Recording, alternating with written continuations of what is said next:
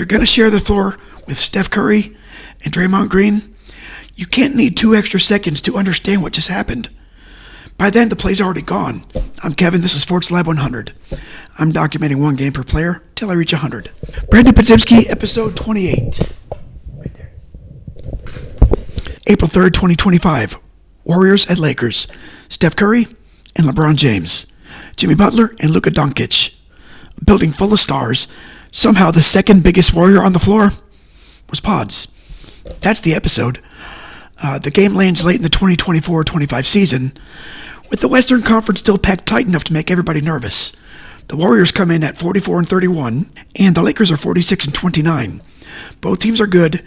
Neither team's completely safe. Golden State had changed its whole personality at the trade deadline by adding Jimmy Butler. Suddenly, the Warriors had a second grown-up next to Steph Curry. Not just shooting, force, contact, free throws, and postseason ugliness. The Lakers went and did something even louder. Luka Doncic was now a Laker. So it's not just Warriors versus Lakers. It's 2 famous teams trying to figure out their new versions before the playoffs start. The Lakers had beaten Golden State 3 times already that year. The Warriors needed this one. Not symbolically, practically. And Podziemski needed it too, in a different way. Because after the Butler trade, his job had changed. He didn't need to prove he was a future star every night. He had to prove he could be trusted inside a serious team. And that's a different test. Brandin Podziemski was born in Greenfield, Wisconsin, and he took one of those crooked routes that makes a player more interesting. He was Wisconsin Mr. Basketball, went to Illinois as a 4-star recruit. Then he barely played. That's usually where a young player can disappear. Not because he lacks talent, but because college basketball is full of talented guys who get one bad fit, one bad year, suddenly the label sticks. But Podziemski didn't let it stick. He transferred to Santa Clara, and the whole player came out. He averaged almost 20 points, nearly 9 rebounds, close to 4 assists. And for a guard, that rebounding number matters. Tells you he wasn't floating around waiting for jumpers. He was hunting. At Santa Clara, he became WCC Co-Player of the Year. Then Golden State drafted him with the 19th overall selection in 2023. The fit made sense immediately. The Warriors like players who can think. They almost require it. If you're going to share the floor with Steph Curry and Draymond Green, you can't need 2 extra seconds to understand what just happened. By then, the play's already gone. Podziemski's rookie season was strong enough to make the all-rookie first team. He rebounded, he passed, he cut, took charges. He did little Warrior things, which sounds like a compliment and an insult at the same time. His second season was bumpier. Golden State was trying to win and develop at the same time. That's always a little messy. Pods missed time with an abdominal injury, and the rotation changed. The Butler trade reset the whole team, but that's what makes this game important. This is Podziemski finding his place after the team changed around him. Not as a novelty, or as the young guy you tolerate, as a piece. The game starts with the obvious names on the marquee: Steph, LeBron, Luka, Butler. Then Podziemski hijacked the first half. He hit 1 3, then another. The Lakers are already tilted towards Curry, because that's what you have to do. You don't casually guard Steph Curry. You build part of your religion around not letting him breathe.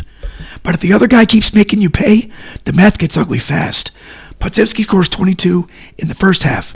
6 threes, 8 makes from the field. Then right before halftime, he banks in a ridiculous deep shot from near the logo. That's emotional damage. Golden State goes into halftime up 60-47. And the funniest part, Curry only has 12 points. The Warriors are leading the Lakers in LA, and the player bending the game is Brandin Podziemski. In the third quarter, the Stars re-enter the story. Curry gets rolling and scores 16 points in the period. LeBron keeps pushing. Austin Reeves catches fire.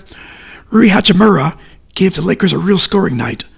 Luka doesn't dominate, but he's still Luka, which means the defense can never relax. And the Lakers keep coming. This is where a hot young player can vanish. The first half, you can carry it on adrenaline. The second half is scouting, pressure, and grown man basketball. But Podziemski doesn't vanish. He doesn't have to score 22 again. He just has to stay in the game without becoming the weak spot. Then the fourth quarter tightens. Reeves is throwing in threes. LeBron, still LeBron. The building starts to feel dangerous.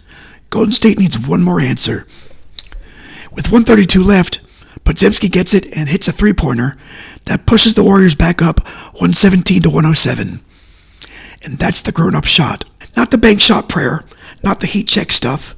That one, because the Lakers had made the game uncomfortable. Podziemski made it feel safe again. He finishes with 28 points, 8 rebounds, 6 assists, 1 turnover. 10 of 17 from the field, 8 of 10 from distance. No free throws.